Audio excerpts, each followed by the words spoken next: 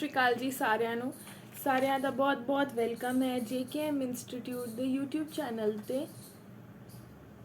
मेरा नाम है जसप्रीत ਤੇ ਅਸੀਂ ਕਰ ਰਹੇ ਹਾਂ ਪੰਜਾਬੀ ਦੀ ਲੈਕਚਰ ਲੜੀ। ਅੱਜ ਅਸੀਂ ਸਾਹਿਤ ਮਾਲਾ ਦਾ ਚੈਪਟਰ ਨੰਬਰ 4 ਮੇਰੇ ਵੱਡੇ ਵਡੇਰੇ ਜੋ ਕਿ ਲਿਖਿਆ ਗਿਆਨੀ ਗੁਰਦਿੱਤ ਸਿੰਘ ਨੇ ਉਹ ਡਿਸਕਸ ਕਰਾਂਗੇ। ਸੋ ਸਾਨੂੰ ਟਾਈਟਲ ਤੋਂ ਹੀ ਪਤਾ ਚੱਲ ਰਿਹਾ ਹੈ कि फोर फादर्स यानी वड्डे वडेरियां दी गल कीती जा रही है।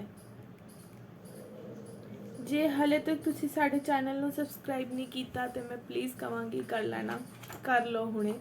ते ਸਾਹਿਤ ਮਾਲਾ दी जिहड़ी है SP वालियां दी बुक है ਇਹ मैं रिकमेंड करांगी क्योंकि इस बुक च क्वेश्चंस तो बहुत सारे ने बट जिहड़ा प्लस पॉइंट है वो ये है कि इस book which paragraph wise explanation दी हुई है। जिवें NCERT विच 14 पैराग्राफ ने उस चैप्टर दे ते इस बुक विच उस 14 पैराग्राफ्स की प्रॉपर एक्सप्लेनेशन दी हुई है।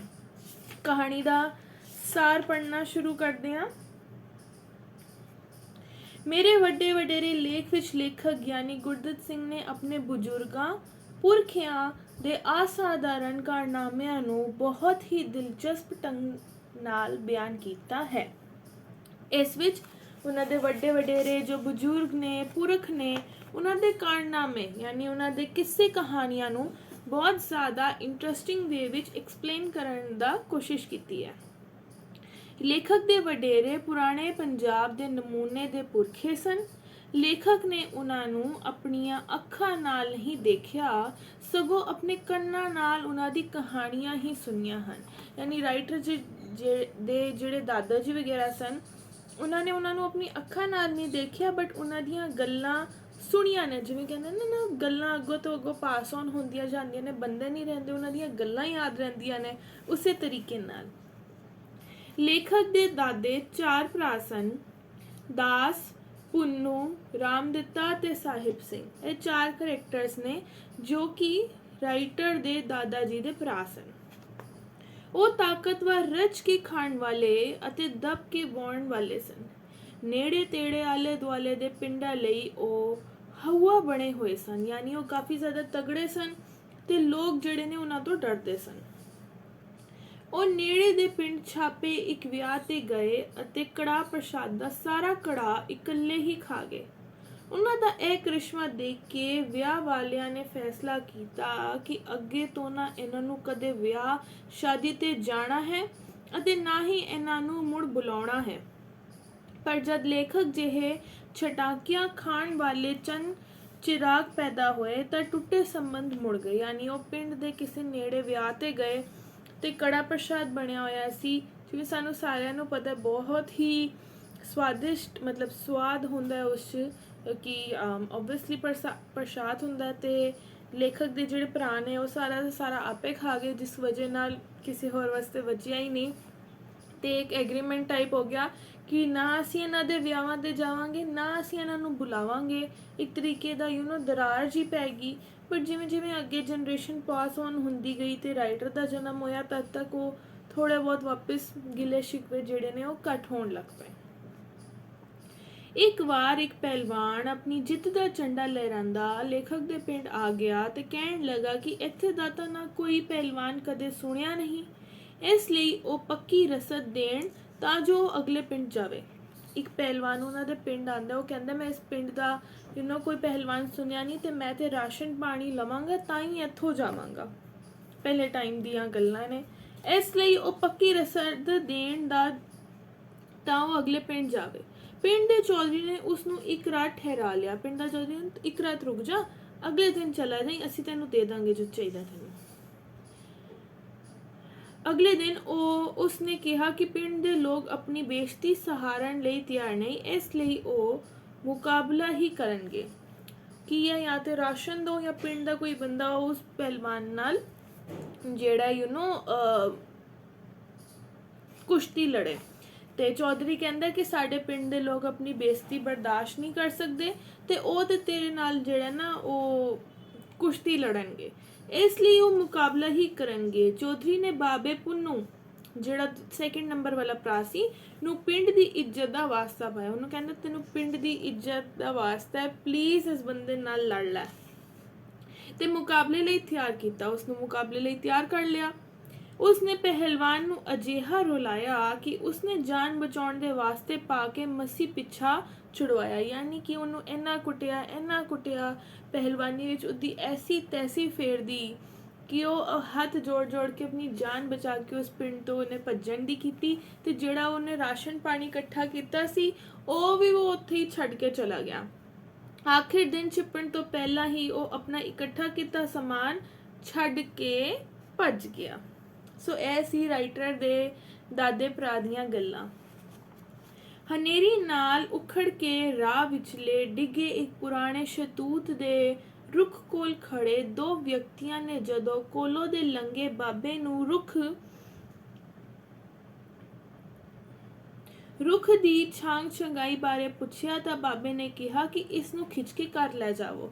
ਯਾਨੀ ਮੀਂਹ ਜਾਂ ਬਾਰਿਸ਼ ਵਗੈਰਾ ਕਰਕੇ ਇੱਕ ਪੇੜ ਜਿਹੜਾ ਗਿਰ ਜਾਂਦਾ ਤੇ ਦੋ ਤਿੰਨ ਲੋਕ ਆਪਸ 'ਚ ਸਲਾਹ ਕਰਦੇ ਨੇ ਕਿ ਵੀ ਹੁਣ ਕੀ ਕਰੀਏ। ਤੇ ਉਹ ਬਾਬੇ ਨੂੰ ਕਹਿੰਦੇ ਨੇ ਵੀ ਰਾਈਟ ਉਹਨਾਂ ਨੂੰ ਕਿ ਇਸ ਦਾ ਕੀ ਕਰੀਏ। ਤੇ ਉਹ ਕਹਿੰਦਾ ਤੁਸੀਂ ਇਹਨੂੰ ਖਿੱਚ ਤਰੂ ਕੇ ਆਪਣੇ ਘਰ ਲੈ ਜਾਓ। ਹੁਣ ਖਿੱਚੇ ਕੌਣ, ਪੂਰਾ ਦਾ ਪੂਰਾ ਪੇੜ ਗਿਰਿਆ ਹੋਇਆ, ਉਸ ਲਈ ਤਾਕਤ ਦੀ ਜ਼ਰੂਰਤ ਹੈ, ਆਮ ਬੰਦੇ ਦੇ ਵੱਸ ਦੀ ਗੱਲ ਤੇ ਹੈ ਨਹੀਂ।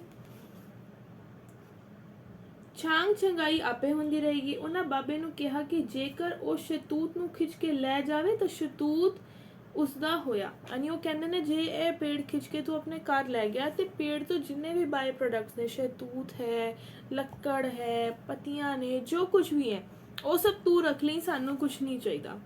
ਬਾਬੇ ਨੇ ਇਕੱਲਿਆਂ ਹੀ ਇਸ ਨੂੰ ਖਿੱਚ ਤੂ ਕੇ ਅੰਦਰ ਸੱਟ ਲਿਆ। ਯਾਨੀ ਬੇੜੇ ਵੱਡੇ ਵੱਡੇ ਹੁੰਦੇ ਸੀ ਘਰਾਂ ਦੇ, ਉਹਨੇ ਖਿੱਚ ਤਰੂ ਕੇ ਆਪਣੇ ਘਰੋਂ ਲੈ ਗਿਆ। ਜਿਸ ਲੈਟਨ ਵੱਡਾ ਸ਼ਤੀਰ ਨੂੰ ਚੜਾਉਣ ਲਈ ਪਿੰਡ ਦੇ 94 8-10 ਗੱਭਰੂ ਇਕੱਠੇ ਕਰਨੇ ਪਏ ਸਨ, ਉਸਨੂੰ ਲੇਖਕ ਦਾ ਬਾਬਾ ਦਾਸ ਇਕੱਲਾ ਹੀ ਕਰ ਚੁੱਕ ਕੇ ਲਿਆਇਆ। ਯਾਨੀ ਪਿੰਡ ਦੇ 8-10 ਗੱਭਰੂ ਇਕੱਠੇ ਕੀਤੇ ਗਏ ਉਸ ਪੇੜ ਨੂੰ ਉੱਥੋਂ ਹਟਾਉਣ ਵਾਸਤੇ, ਬਟ ਉਹਨੇ ਇਕੱਲੇ ਹੀ ਉਹਨੂੰ ਲੈ ਗਿਆ ਆਪਣੇ ਘਰ। ਸੋ ਇਹ ਹੈ ਉਹਨਾਂ ਦੀ ਪਹਿਲਵਾਨੀ ਯਾਨੀ ਤਾਕਤ, ਯਾਨੀ ਸਟਰੈਂਥ ਤੇ ਹਿੰਮਤ ਤੇ ਜੋਸ਼ ਦੀਆਂ ਗੱਲਾਂ।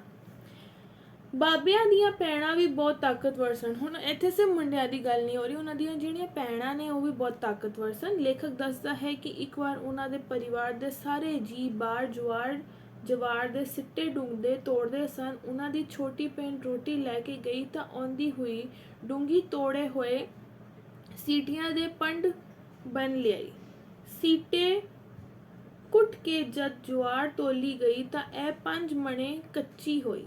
ਬਾਕੀ ਨਿੱਕ ਸੁੱਕ ਬਿਨਾ ਤੋਲਣ ਦੇ ਹੀ ਪੂਰੇ ਸੱਟ ਦਿੱਤਾ ਗਿਆ। ਯਾਨੀ ਉਹ ਵੀ ਜਿਹੜਾ ਨਾ ਖੇਤੀਬਾੜੀ ਵਿੱਚ ਪ੍ਰੋਪਰ ਕਰਦੀਆਂ ਸਨ। ਅਨਾਜ ਚੁੱਕਣਾ ਹੈ, ਜਵਾਰ ਚੁੱਕਣਾ ਹੈ, ਪੀਸਣਾ ਹੈ, ਜੋ ਕੁਝ ਵੀ ਪਿੰਡਾਂ ਦੇ ਘਰੇਲੂ ਕੰਮ ਹੁੰਦੇ ਸੀ ਸਾਰਾ ਕੰਮ ਆਪੇ ਹੁੰਦਾ ਸੀ। ਇਹ ਨਹੀਂ ਕਿ ਸਿਰਫ ਮੁੰਡੇ ਕਰਦੇ ਸਨ, ਕੁੜੀਆਂ ਵੀ ਕਰਦੀਆਂ ਸਨ।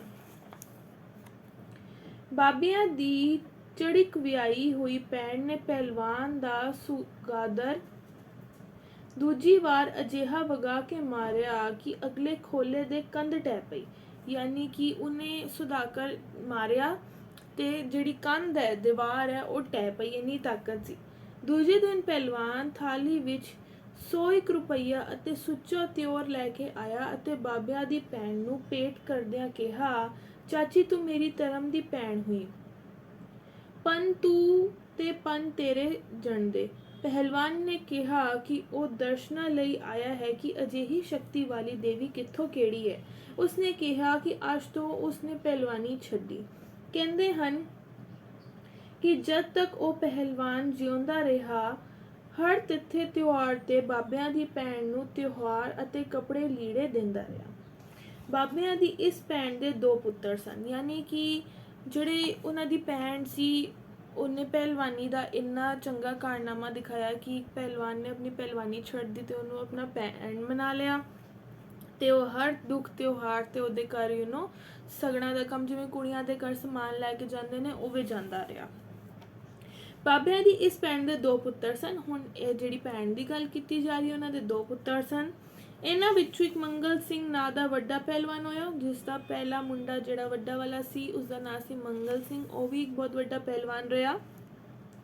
ਜਦੋਂ ਮਾਮਿਆਂ ਦੇ ਪਿੰਡ ਗਿਆ ਤਾਂ ਉਸ ਦੇ ਮਾਮੇ ਨੇ ਉਸ ਦੇ ਜੌਹਰ ਦੇਖ ਕੇ ਉਸ ਨੂੰ ਗੋਦੀ ਵਿੱਚ ਲੈ ਲਿਆ ਅਤੇ ਚਾਂਦੀ ਦਾ ਇੱਕ ਡਬਲ ਰੁਪਈਆ ਅਤੇ ਤੜੀ ਘਿਓ ਦਿੱਤਾ। ਯਾਨੀ ਉਹ ਜਦ ਵੀ ਮਾਮਿਆਂ ਦੇ ਘਰ ਜਾਂਦੇ ਨੇ ਬੱਚੇ ਤੇ ਬੜਾ ਪਿਆਰ ਮਿਲਦਾ ਹੈ ਤੇ ਉਹਨੂੰ ਘਿਓ, ਸ਼ੱਕਰ, ਪੈਸੇ ਸਭ ਦਿੱਤੇ ਗਏ। ਲੇਖਕ ਨੂੰ ਛੋਟੇ ਹੁੰਦਿਆਂ ਦਿਓ ਹੀ ਇਹਨਾਂ ਕਹਾਣੀਆਂ ਸੁਣ ਕੇ ਜਿੰਨਾ ਡਰ ਲੱਗਦਾ ਸੀ, ਯਾਨੀ ਲੇਖਕ ਜਿਹੜਾ ਛੋਟੇ ਹੁੰਦੇ ਤੋਂ ਹੀ ਇਹ ਕਹਾਣੀਆਂ ਸੁਣਦਾ ਸੀ, ਬਟ ਇਹ ਕਹਾਣੀਆਂ ਸੁਣ ਕੇ ਉਹਨੂੰ ਡਰ ਲੱਗਦਾ ਸੀ।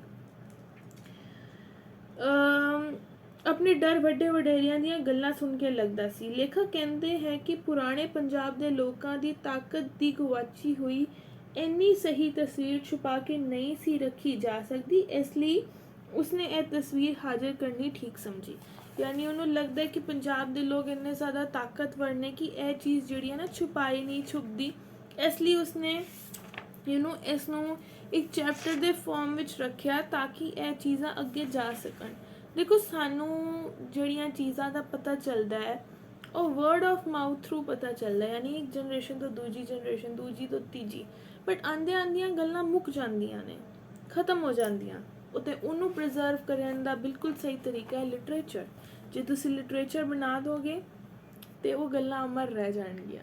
ਸੋ ਇਹ ਸੀ ਚੈਪਟਰ ਮੇਰੇ ਵੱਡੇ ਵਡੇਰੇ ਬਾਈ ਗਿਆਨੀ ਗੁਰਦਿੱਤ ਸਿੰਘ। ਮਿਲਦੇ ਹਾਂ ਨੈਕਸਟ ਵੀਡੀਓ ਨਾਲ, ਤਦ ਤੱਕ ਲਈ ਧੰਨਵਾਦ।